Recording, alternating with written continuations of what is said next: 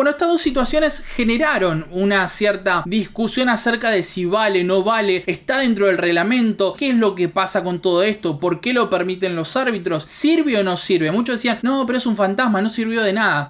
Dibu Martínez tiene un montón de técnicas para desestabilizar rivales, como si fuese un capítulo a capítulo de una serie. Él nos va dejando más técnicas para mostrar su juego. Ese juego mental, ¿está bien, está mal? ¿Sirve o no sirve?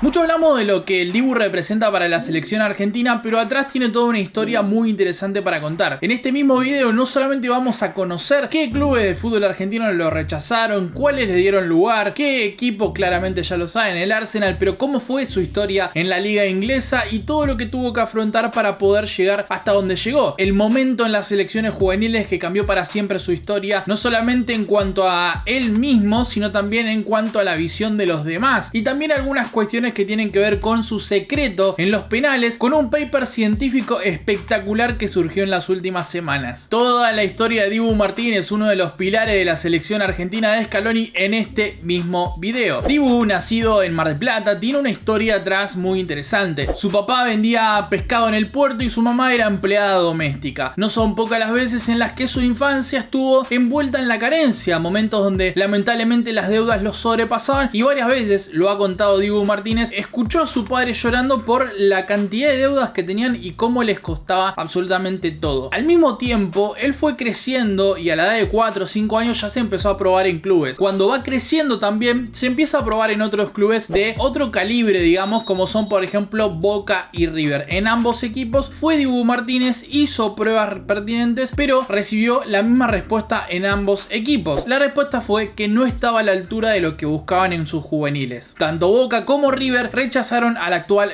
arquero de la selección argentina en una de las tantas historias que envuelven a juveniles que terminan siendo figuras de determinadas selecciones o equipos que lamentablemente determinados clubes, en este caso Boca y River, terminan rechazando cuando son jóvenes. Pero el que sí le da lugar es Independiente, el club de sus amores. Sin embargo, como dije en la introducción, la selección fue lo que le cambió la vida, o sea, y no solamente estoy hablando de los penales contra Colombia, el momento donde ya todos registran su cara, donde todos lo conocen, donde nos dio muchísima alegría en un momento fundamental para terminar pasando una final de Copa América más, sino que además hay un momento en la selección argentina que le cambia para siempre su vida, no solamente su historia futbolística. Dibu se hizo famoso por un momento en una tanda de penales en una final del Sudamericano Sub-17 de 2009, donde Argentina y Brasil llegan a la final de ese torneo, y no solamente Brasil empieza ganando con goles de Coutinho y Cecinho 2-0, sino que además Argentina termina empatando la cuestión y yendo a la tanda de penales. En la tanda de penales estaba Emiliano Martínez representando a la selección argentina, claro, y fue una de las figuras cuando terminó atajando 2 penales. Uno de ellos a Coutinho, quien terminaría siendo una de las figuras del Liverpool y por supuesto el jugador de Barcelona. Y además a Dudu, un futbolista brasileño, Dudu, no recuerdo bien cómo se pronuncia, pero que terminó jugando en Qatar. Señales, sí hay, ¿no? Relacionado con Brasil, relacionado con Qatar, ahora nos acercamos a Qatar 2022, relacionamos todo. Jugar el Mundial Sub-17 de Nigeria les serviría para aumentar su chapa en juveniles, y aunque no tuvo demasiadas más oportunidades más allá de subir al Sub-20 en algún momento, es acá cuando diferentes personalidades de Arsenal empiezan a fijarse en este arquero que marcaba la diferencia. Así fue que muy pronto le ofrecieron una revisación médica, termina pasando y siendo vendido en abril de 2009 con apenas 16 años. El 65% de su pase, valuado en 500.000 euros, termina siendo del Arsenal. Año después, curioso, de esos 500.000 euros pasaría a ser 20 millones de libras, porque sería una de las ventas más caras de la historia de la Premier League en cuanto a arqueros hablando en el año 2020. Pero además de todo esto, es muy interesante cómo desde muy chico ya se le veía personalidad, calidad en frente a los tres palos, y por supuesto una personalidad bastante increíble a la hora de el aprendizaje. Una de las diferentes situaciones que se dieron cuando llega al Arsenal es que le ofrecieron un bono en caso de que aprenda a hablar inglés. Recordemos, él se va muy pibe, no sabía una palabra hablara inglés. Entonces, ¿qué le dijeron? Si vos aprendes, te vamos a dar un bono económico porque te manejaste, supiste hablar con tus amigos, con tu profesora, con tus diferentes compañeros. Entonces tenés manera de desenvolverte en Inglaterra con el idioma nativo. ¿Cuál es el tema? En apenas 5 semanas Dibu Martínez aprendió, le terminan pagando, el tipo completamente profesional ya de sus 16, 17 años, demostrando que quería adaptarse a una nueva ciudad, a un nuevo estilo de vida. 3 años tardó en inferiores antes de irse a su primera sesión al Oxford United y le dijeron: si ganamos la final del ascenso a League One, te quedás. Lamentablemente perdieron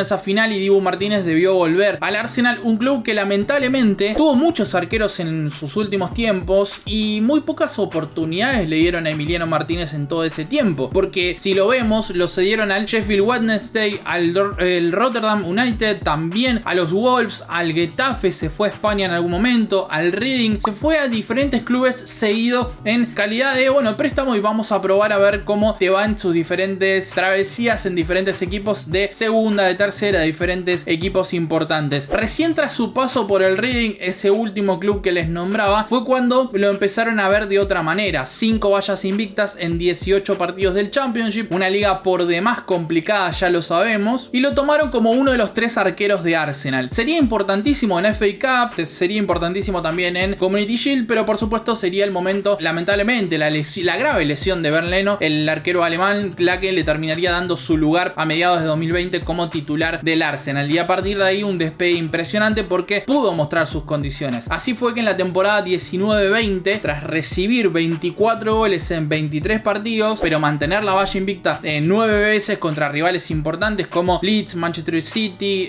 los Wolves, Eintracht Frankfurt en Europa League, o sea, diferentes equipos importantes y con buenos ataques, con buenas y peligrosas sagas ofensivas, bueno, también se fue mostrando como uno de los mejores arqueros de la Premier League, esto sin lugar a dudas. Además, hay un detalle muy interesante, que él, cuando pasa al Aston Villa, también bate un récord muy interesante, ya llegando al final de temporada, de su primera temporada, que logra estar 15 partidos de Premier League sin recibir goles. El último que había logrado estar 15 partidos en una sola liga, no de forma consecutiva, pero 15 partidos en una misma liga de inglesa, data de la temporada 2009-2010, que fue Friedel en el Aston Villa. Es bastante interesante ver cómo ya desde un inicio empezó a mostrar sus condiciones frente a los rivales en una de las ligas más complicadas, si no la más difícil de todo el planeta. Ese tipo que terminó poniendo un mural en su arco y sorprendiendo a todos aquellos que no sabían de sus condiciones, bueno, es también uno de los grandes logros de una historia de vida que lo ve luchando siempre. Pero ustedes vienen a este video porque en la miniatura habla de un secreto, y ese secreto es parte de 2 situaciones muy particulares. Una de esas 2 situaciones es lo que pasó en los penales contra Colombia. Recordemos, Dibu Martínez, mira que te como, lo va a cerrar, o sea, diferentes frases que usó para desestabilizar al rival. Y la situación con Manchester United, que muchos recordarán, donde Bruno Fernández era el encargado de patear los penales, pero Dibu Martínez no paraba de recriminarle a Cristiano Ronaldo: patealo vos, patealo vos. Bueno, estas 2 situaciones generaron una cierta discusión acerca de si vale, no vale, está dentro del reglamento, qué es lo que pasa con todo esto, por qué lo permiten los árbitros, sirve o no sirve. Muchos decían: no, pero es un fantasma, no sirvió de nada. ¿Sirve o no sirve? Vamos a charlarlo acerca de todo esto, porque se hicieron estudios en las últimas semanas. El caso Dibu sorprendió a todos, gente que lo conocía y gente que no tanto, pero un estudio de un investigador y especialista en psicología del deporte, un tipo muy estudiado de Inglaterra,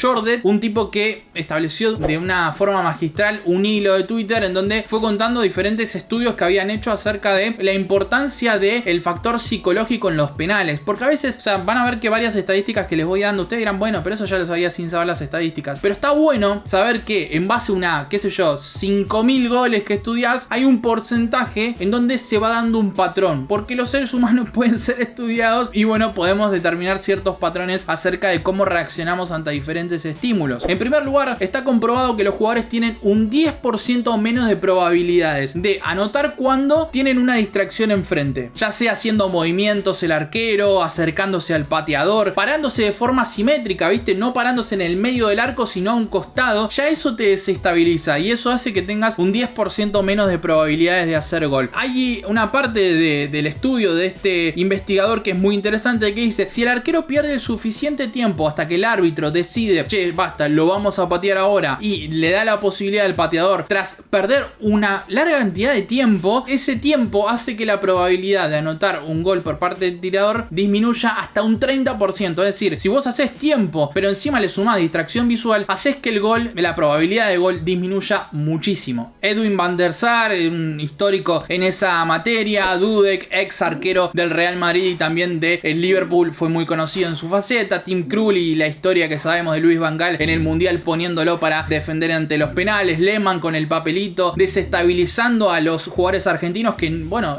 sabe hacia dónde voy a patear, hacia dónde pateo más, y eso ya te mete un temor extra. Son diferentes situaciones complicadas en donde los arqueros juegan un papel psicológico muy interesante. Y por último, este investigador habla de una manipulación social. Hay un detalle muy importante que no se pasa por alto, y es que Dibu Martínez no se la agarra con Bruno Fernández puntualmente, que era el pateador asignado para patear el penal, sino con Cristiano Ronaldo, uno de los dos, digamos, porque son ellos dos que quieren liderar la ofensiva del Manchester United. Entonces, si vos te la agarras con el otro, ¿por qué lo haces? Porque si Bruno Fernández cerraba, sabía que el próximo pateador de penales podía ser tranquilamente Cristiano Ronaldo. La llegada de Cristiano Ronaldo fue un cimbronazo importantísimo para el liderazgo ofensivo que practicaba Bruno Fernández en Manchester. Esto no quiere decir que de repente pierdas el liderazgo ofensivo, pero sí ante una figura del calibre histórico de Cristiano Ronaldo, claramente, y bueno, las cosas empiezan a tornarse un poquito distintas. Dibu Martínez, consciente o inconscientemente, no le dice nada a Bruno Fernández, sino que ataca directamente a Cristiano Ronaldo. Esto hace que el clima se vuelva tenso, todos se pongan nerviosos. Juega psicológicamente con el rival de Bruno Fernández, y Bruno Fernández sabe que tiene que patear él, pero que encima, ante toda esta situación donde Cristiano lo deja patear a Bruno Fernández porque es el asignado, Bruno va, patea, y sabía que si erraba se iba a venir una hecatombe. ¿Qué terminó pasando? Porque erra, pierde el equipo, y además Bruno Fernández, realmente afectado, termina sacando una carta en Twitter pidiendo disculpas a los hinchas por un penal en un partido intrascendente, realmente, porque recién empiezan las competiciones. Pepe Santoro, histórico arquero argentino multicampeón en Independiente, bien lo sabemos, Libertadores, campeón del mundo, todo lo que sabemos, no solamente elogia al Dibu Martínez, sino que además explica, fíjate que de 5 penales contra Colombia, a 2 de los pateadores no les dijo nada, solo les habló a los 3 que los creía más temerosos ante esta situación. Trabajó su conciencia para debilitarlos. Con Colombia, Dibu Martínez también jugó otra estrategia, pero jugó a su estrategia: desestabilizar al rival psicológicamente. El trash talk es muy conocido,